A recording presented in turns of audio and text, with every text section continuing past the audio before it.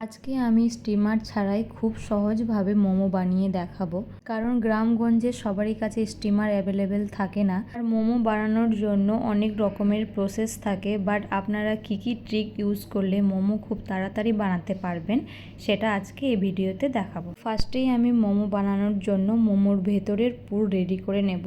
আজকে আমি ভেজ মোমো বানাবো, আপনারা চাইলে চিকেন বা সোয়াবিন মোমো বানাতে পারেন। আর এই পাহাড়ের দিকে মানুষ বেশি স্কুশ মোমো খেতে বেশি পছন্দ করে। এই স্কুশ পাহাড়ি অঞ্চলের একটা জনপ্রিয় সবজি। তো আমি পুর বানানোর জন্য বাঁধাকপি, পেঁয়াজ, গাজর, রসুন আর একটু লঙ্কা দিয়ে ভালোভাবে গ্রাইন্ড করে নিচ্ছি। এইভাবে মেশিনের মাধ্যমে কেটে নিলে খুব তাড়াতাড়ি হয়ে যায়। আপনারা গাজর চাইলে দিতে পারেন, আবার নাও দিতে পারেন। আমি খুব কম পরিমাণে দিয়েছি। আমার অনেক নেপালি ফ্রেন্ড আছে যারা খুব সুন্দরভাবে মোমো বানাতে পারে অনেক শেপে। আমি ফার্স্ট টাইম আজকে মোমো বানাচ্ছি। অনেকবার মোমো বানানো দেখেছি, বাট নিজের হাতে কখনো ট্রাই করিনি। তো আমার সব ভেজিটেবল কেটে নেওয়া হয়ে গেছে। এখন আমি এটাকে হালকা করে সতে করে নেব। ফার্স্টে বাটার বা সাদা তেল দিয়ে কুচানো রসুন আর মিক্সড ভেজিটেবল দিয়ে হালকা ফ্রাই করে নিয়ে লবণ, আজিনোমোটোর, সামান্য ব্ল্যাক পেপার আর সয়া সস দিয়ে মিক্সড করে নিলেই মোমোর পুর একদম রেডি। আপনাদের কাছে সয়া সস না থাকলে আপনারা স্কিপও করতে পারেন, তাতে কোনো প্রবলেম নেই। আর আপনারা আমার এই ভিডিওটা কোথা থেকে দেখছেন আর আমার ভিডিওটা দেখতে আপনাদের কেমন লাগছে অবশ্যই কমেন্ট করে জানাবেন। যতক্ষণ না মোমোর পুর ঠান্ডা হচ্ছে এর মাঝে আমি মোমোর ডো রেডি করে নেব। তো ফার্স্টেই আমি 1 কাপ পরিমাণের ময়দা নিয়েছি, তাতে পরিমাণ মতো লবণ আর জল দিয়ে ভালোভাবে ডো রেডি করে নেব। ডোটাকে একটু শক্তভাবে মেখে নিয়ে কিছুক্ষণ ধরে ঢাকা দিয়ে রাখলে সেটা ফিক্সড হয়ে যাবে।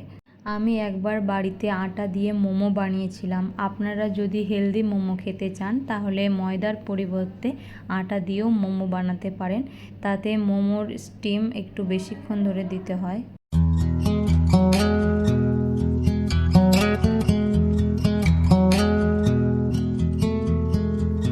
এবার সবথেকে ইম্পর্টেন্ট, যেটা ছাড়া মোমো অসম্পূর্ণ। তো মোমোর চাটনি বানানোর জন্য ফার্স্টে কাঁচা বাদাম, একটু বেশি পরিমাণের শুকনো লঙ্কা, রসুন হালকা তেলে ভেজে নামিয়ে নেব। এরপরে টমেটো সেদ্ধ করার জন্য একটা পাত্রে জল নিয়ে তাতে টমেটোর মুখ হালকা করে কেটে দিয়ে দেব। এরপরে আমি সামান্য পরিমাণের লবণ দিয়ে ঢেকে সেদ্ধ করতে দিয়ে দেব। এবার আমি মোমো বানানোর জন্য মোমোর ডো বেলে নেব। আপনারা দেখতেই পাচ্ছেন ডোটা কিছুক্ষণ ঢেকে রাখার ফলে ভালোভাবে সেট হয়ে গেছে। আমি আপনাদের বলেছিলাম যে খুব কম সময়ের মধ্যে বানিয়ে দেখাবো, তাই আমি ময়দার ছোট ছোট লেচি না কেটে বড় লেচি কেটে ময়দার একটা বড় রুটি বানিয়ে নেব। এতে ময়দার লেচি ছোট ছোট করে কেটে বারবার বেলতে হবে না, একবার বেলে নিয়ে ছোট ছোট করে কেটে নিলেই হয়ে যাবে। এতে টাইম অনেক কম লাগবে।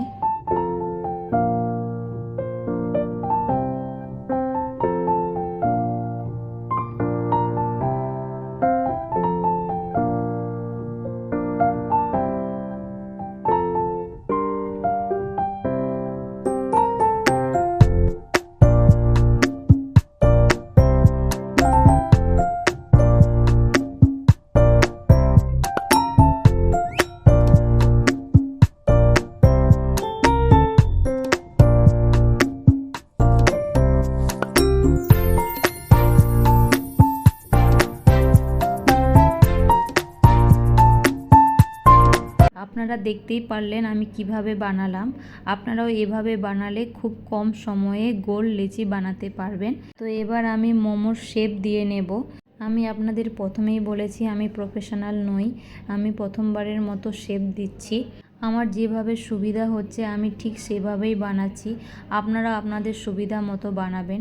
মোমোর শেপ নিয়ে কোনো টেনশনের ব্যাপার নয়, কয়েকবার প্র্যাকটিস করলে বানালেই চলে আসবে। আর এটা আমরা বাড়িতে খাওয়ার জন্য বানাচ্ছি, দোকানে বিক্রি করার জন্য নয়, তাই চাপ নেওয়ার কিছু নেই। খেয়াল রাখবেন শুধু মোমোর পুর আর চাটনিটা ভালো হলেই মোমো পারফেক্ট হবে। তো আমি ঠিক এইভাবে মোমো বানিয়েছি। আমার এই মোমোর শেপ আপনাদের কেমন লেগেছে অবশ্যই জানাবেন। আর এটাকে একটু ঘুরিয়ে চেপে দিলে এইভাবে শেপ নিয়ে নিচ্ছে। এবার আমি মোমোগুলো স্টিম করে নেব। আমি আপনাদের বলেছি স্টিমার ছাড়াও কিভাবে মোমো স্টিম করা যায়। তো ফার্স্টে প্যানের মধ্যে জল নিয়ে সেটা ভালোভাবে গরম হয়ে গেলে মোমোগুলো দিয়ে দেব। খেয়াল রাখবেন মোমোগুলো একটু আলাদা করে দেওয়ার চেষ্টা করবেন। এবার মোমো দেওয়া হয়ে গেলে আমি এটাকে ঢেকে সেদ্ধ করতে দিয়ে দেব। 5 থেকে 10 মিনিট পরে ঢাকা তুলে দেখলেই দেখতে পাবেন মোমোগুলো কত সুন্দর ফুলে গেছে আর কত সুন্দর স্টিম হয়ে গেছে। দেখতেই পাচ্ছেন স্টিমার ছাড়াও কত সুন্দর মোমো বানানো সম্ভব।